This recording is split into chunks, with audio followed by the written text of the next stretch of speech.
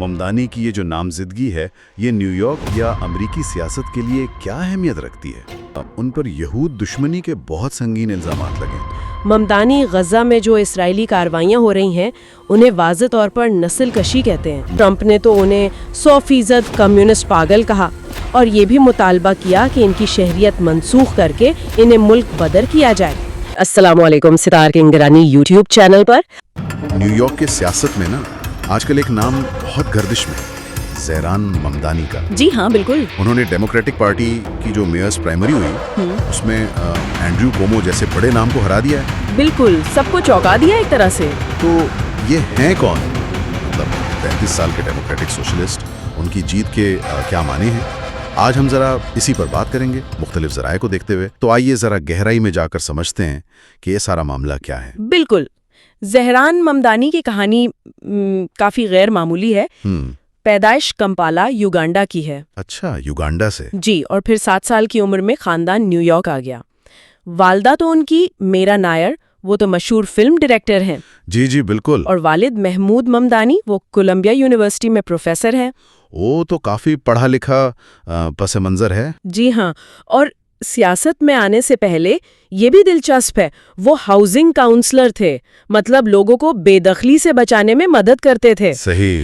اور rap music میں بھی کوشش کی انہوں نے۔ ہیں ریپ میوزک؟ یہ تو بالکل ہی الگ فیلڈ ہے۔ بالکل، تو کافی آپ کہہ لیں متنازع پس منظر ہے۔ اور اب وہ نیو یارک اسٹیٹ اسمبلی کے رکن ہیں اور شہر کے پہلے مسلمان اور انڈین امریکن میئر بننے کی دوڑ میں شامل ہو گئے ہیں۔ یہ جو شناخت ہے ان کی ڈیموکریٹک سوشلسٹ، اس کا کیا مطلب ہے ان کے لیے؟ دیکھیے، وہ خود کو ڈیموکریٹک سوشلسٹ کہتے ہیں، یعنی وہ امریکی جمہوری نظام کے اندر ہی سماجی اور معاشی برابری چاہتے ہیں، خاص طور پر مزدور طبقے کے حقوق اور جو دولت کی تقسیم ہے وہ زیادہ منصفانہ ہو۔ صحیح۔ تو ان کی پالیسیوں کی بنیاد یہی نظریہ ہے۔ تو ان کی مہم اس کے خاص نکات کیا تھے؟ ذرائع بتا رہے ہیں کہ افورڈیبلٹی پر بہت زور تھا، شہر کو سب کے لیے قابل رہائش بنانا۔ جی ہاں بالکل، اور ان کے وعدے وہ روایتی سیاستدانوں سے کافی مختلف ہیں۔ جیسے کرایہ بالکل منجمد کر دینا، سٹی بسیں مفت کرنا، 5 سال سے کم عمر بچوں کے لیے چائلڈ کیئر بالکل مفت، اور یہ بھی کہ شہر خود سستی گروسری سٹورز چلائے ایک پائلٹ پروجیکٹ کے طور پر۔ اچھا، شہر گروسری سٹور چلائے؟ یہ تو بالکل نیا آئیڈیا ہے۔ جی، یہ وہ مسائل ہیں جن سے عام نیو یارکر روز جوجھتا ہے، اور انہوں نے صاف کہا ہے کہ ان سب منصوبوں کے لیے پیسہ کہاں سے آئے گا؟ امیر ترین لوگ اور بڑی کارپوریشنز، ان پر ٹیکس بڑھا کر۔ یہ تو واقعی کافی جرأتمندانہ وعدے ہیں۔ اور مہم چلانے کا طریقہ کیا تھا؟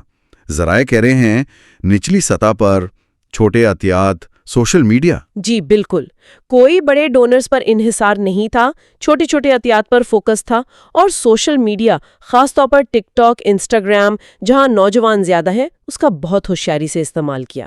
ہزاروں رضاکاروں نے کام کیا۔ تو یہ حکمت عملی کام کر گئی کومو جیسے اسٹیبلش نام کے خلاف؟ بظاہر تو بالکل کام کر گئی، خاص طور پر نوجوان ووٹرز، تارکین وطن اور وہ لوگ جو سسٹم سے نالاں تھے، ان کو متحرک کرنے میں یہ بہت کامیاب رہی۔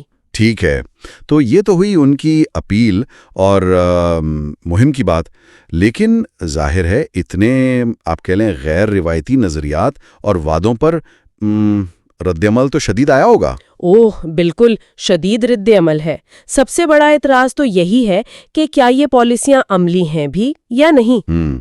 یعنی قابل عمل ہونے پر سوال ہے۔ جی، ناقدین جن میں صدر ٹرمپ بھی شامل ہیں، موجودہ میئر ایرک ایڈمز بھی، وہ کہتے ہیں یہ غیر حقیقی ہیں، معیشت کو تباہ کر دیں گی۔ ٹرمپ نے تو کچھ سخت الفاظ بھی استعمال کیے ہیں ذرائع کے مطابق۔ جی ہاں، ٹرمپ نے تو انہیں 100% کمیونسٹ پاگل کہا، اور یہ بھی مطالبہ کیا کہ ان کی شہریت منسوخ کر کے انہیں ملک بدر کیا جائے۔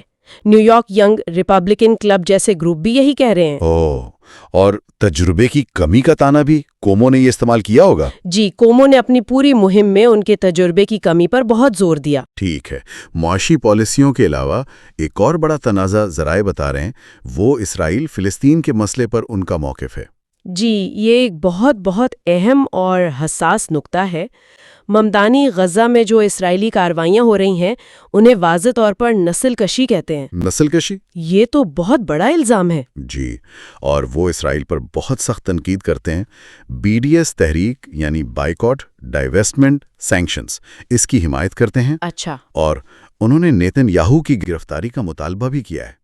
اس موقف کی وجہ سے ان پر یہود دشمنی کے بہت سنگین الزامات لگے۔ تو ان الزامات پر ان کا کیا جواب رہا ہے؟ ممدانی ان الزامات کو سختی سے رد کرتے ہیں۔